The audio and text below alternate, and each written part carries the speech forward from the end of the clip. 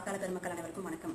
கடந்த செவ்வாய்க்கிழமை அன்று விழுப்புரத்தில் நடைபெற்ற கண்டன ஆர்ப்பாட்டத்தில் அண்ணன் CVS அவர்கள் திமுக ஆட்சியில் கொண்டு வரப்பட்ட திட்டங்கள் குறித்து பேசும்போது அவர்கள் நிறைவேற்றாத திட்டங்களை குறித்து பேசினார்.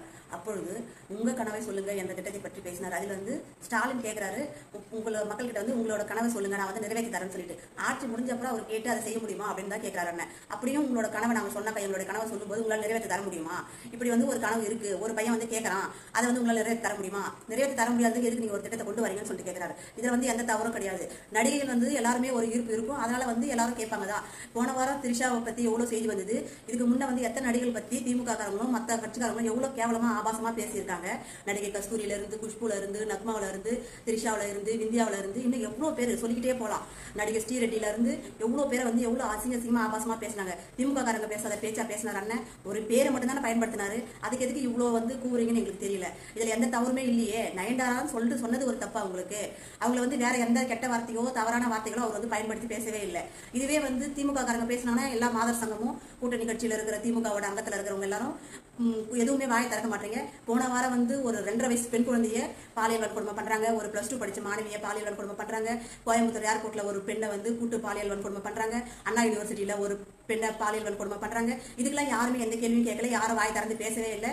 இப்ப வந்து இவ்வளவு பேச்சு பேசுறீங்களே, இந்த திமுகவோட மகளிரணி மாநாட்டுல கலந்துகிட்ட பெண் போலீஸ் அதிகாரிகளுக்கே, காவலுக்கு வந்தவங்களுக்கே காவல் கிடையாது, பாதுகாப்பு கிடையாது, அவங்களுக்கே பாலியல் சீண்டல் வருது. கனிமொழி அக்கா, நீங்க வந்து இன்னைக்கு இவ்வளவு பேசுறீங்க, அன்னைக்கு என்ன பேசுறீங்க? நீங்க அன்னைக்கு வாயை திறந்தீங்களா? நீங்க புஷ்பாக்கா உங்களை பத்தி எவ்வளவு கேவலமா திமுக காரங்க பேசினாங்க, அன்னைக்கெல்லாம் நீங்க ஒண்ணுமே வாயை திறக்கவே இல்லை. இன்னைக்கு வந்து இப்படி பேசுறீங்க, உங்களுக்கு மனசாட்சி இருக்கா? உங்களை பேசின பேச்சில ஏதாவது ஒரு வார்த்தை தவறா நாங்க பேசியிருந்தா நீங்க வந்து எங்க அண்ணனை கேட்கலாம். உங்களுக்கு அதை பத்தி பேசுறதுக்கு எந்த தகுதியும் கிடையாது. உங்களுக்கு ஸ்டாலின் வந்து ஒரு செய்தி வாசிப்பாளரை ஒரு எப்படி வந்து கொடுமைப்படுத்தினாரு. நடு ரோட்ல வந்து சென்னையில மவுண்ட் ரோட்ல வந்து நிர்வாணமா ஓட வச்சாரு.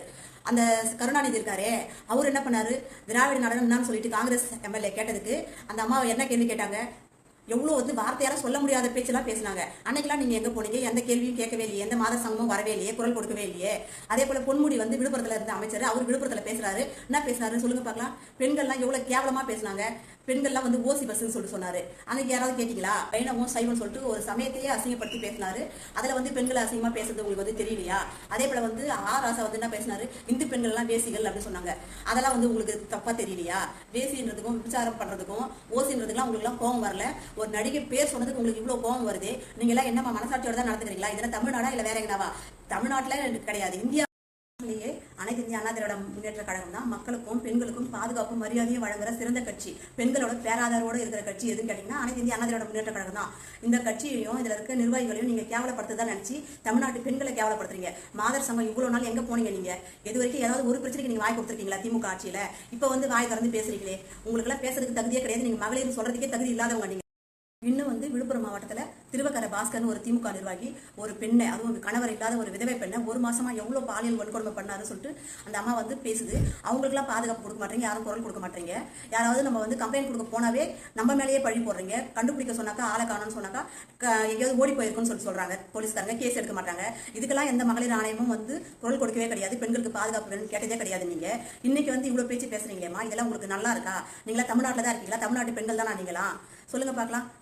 இதனால வந்து நீங்க அதிமுகவுடைய பேரையோ நற்பெயரை கெடுக்க முடியாது. அண்ணன் CVS அவர்களோட வெற்றி வாய்ப்பையும் கெடுக்க முடியாது. அவருக்கு எந்த கலங்கத்தையும் உண்டாக்க முடியாது. நீங்க சொல்ற எல்லா நாடகமும் பொய்களையும் மக்கள் வந்து யாரும் ஏத்துக்கவோ நம்பவோ தயாரா கிடையாது.